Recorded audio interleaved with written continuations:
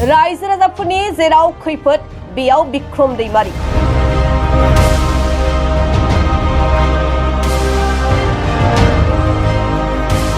खोथाल' नङा, एक्सनावबो बिक्रम दैमारि।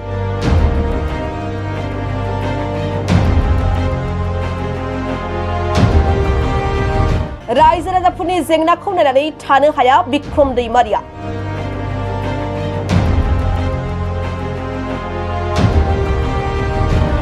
जेराव रायजो राजाफोरनि जेंना नुजाथियो बेयावनो सौहैयो आरो हानायसेबां अनसुंथाइ होयो बिक्रम दैमारिया। दिनैबो गावनि सुबुंथिनि आखुखौ दिन्थिदों बिपिएफनि लाइमोन दैदेनगिरि थामहिनबा TCLCCनि मासिगिरि बिक्रम दैमारिया।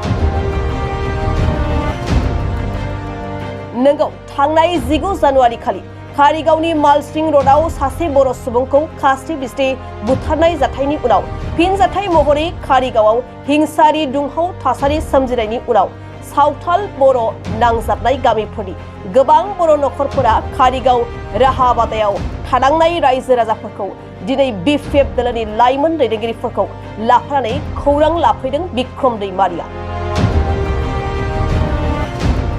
खौरां लाफैनायजों लोगोसे गावनि फारसेनिफ्राय हानायखिनि गोनां मुवा बेसाद जगायनानै होदों लाइमोन दैदेनगिरि आरो सुबुं अनफावरि बिक्रम दैमारिया।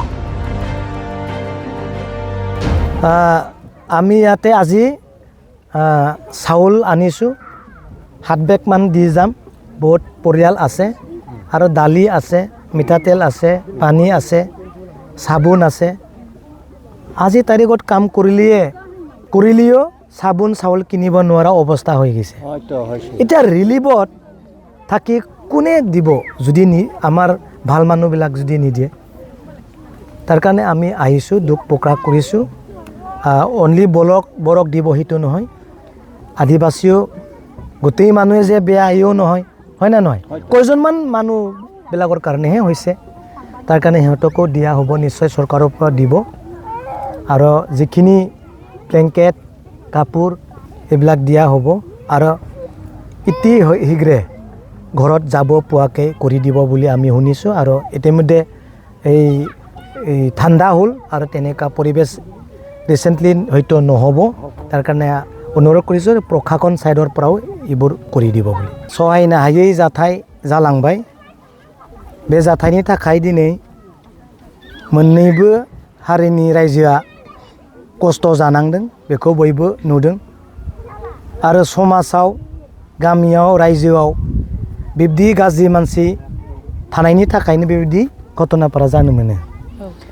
दिनै बेबायदि साफा सानै गाज्रि मानसिनि थाखायनो दिनै निर्दुखी आलाय सिलाय मोजां मानसिफ्रासो दिनै खस्थ' जानो गोनां जादों। आरो बे खस्थ'नि थाखाय दिनै बयबो जाति जनगोष्ठीया दिनै सिन्था खालामनो गोनां जादों। आरो बेखौनो लानानै दिनै जों नायदिंनो फैदों।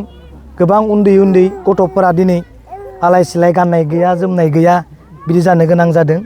बेबायदि घटनाफ्रा सम सम माब्लाबा जोंनि गेजेराव जाबाय थायो।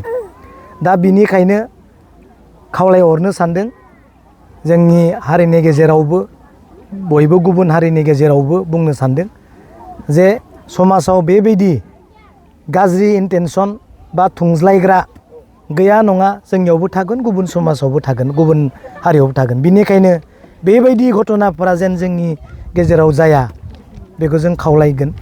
आरो सरकारा दिनै बिथांमोनखौ नायगोन, रैखाथि होगोन।